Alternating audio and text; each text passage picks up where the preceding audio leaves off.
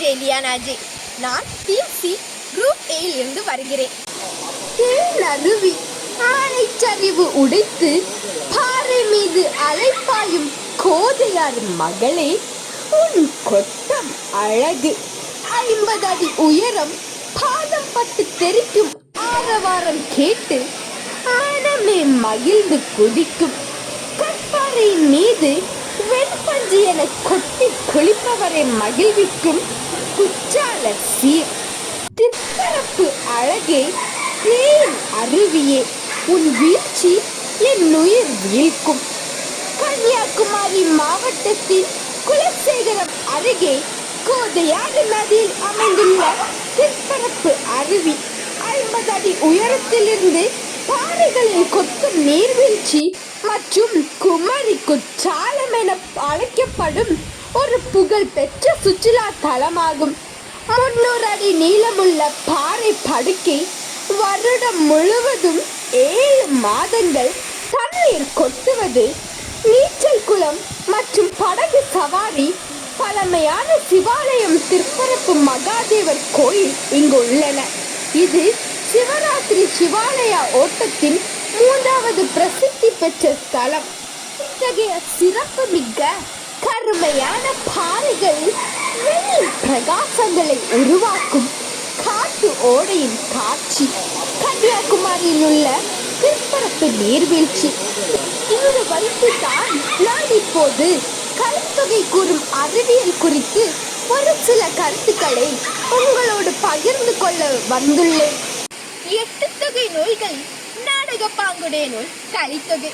இது காதலையும் வீரத்தையும் மட்டும் பேசவில்லை, மனிதரின் மனோதத்துவம், விலங்கியல் மற்றும் கால கணிதவியல் ஆகியவற்றை மிக நுட்பமாக விளக்குகிறது. சமூக அறிவியலை இலக்கியத்தோடு பிணைத்த ஒரு அறிவியல் ஆவணம் இது. கலித்தொகையின் நெய்தற்கலையில் நலந்துவனார் கூறுகிறார், ஆற்றுதல் என்பது அளந்தவருக்கு உதவுதல், போற்றுதல் என்பது உணர்ந்தாரை பிரியாமை. அறிவியல் உண்மை மனித உறவுகளின் பிணைப்பு மற்றும் மன அழுத்தத்தை மற்றவர்களுக்கு உதவுவதன் மூலம் எப்படி குறைக்கலாம் என்ற சமூக உளவியல் உண்மைகளை இது பேசுகிறது. ஒருவன் தவறு செய்யும் போது அவனை தண்டிப்பதை விட திருத்துவதே சிறந்தது என்ற நடத்தை மாற்ற அறிவியல் இதில் பொதிந்துள்ளது.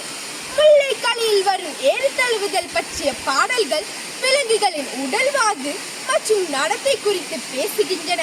காளைகளின் திமில், கொம்புகளின் அமைப்பு மற்றும் அவற்றின் ஆக்ரோஷமான ஓட்டம் ஆகியவற்றின் இயக்கவியல் பற்றி பேசுகிறது. விலங்குகளை எப்படி கையாள வேண்டும் என்ற கால்நடை அறிவியல் நுட்பங்கள் கலித்தொகையில் விரிவாக உள்ளன.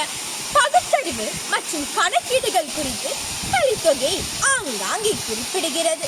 எண் கணிதம் காலத்தை நொடி, பொழுது, நாள் என பகுத்து கணக்கிடும் முறையை தமிழர்கள் கையாண்டனர்.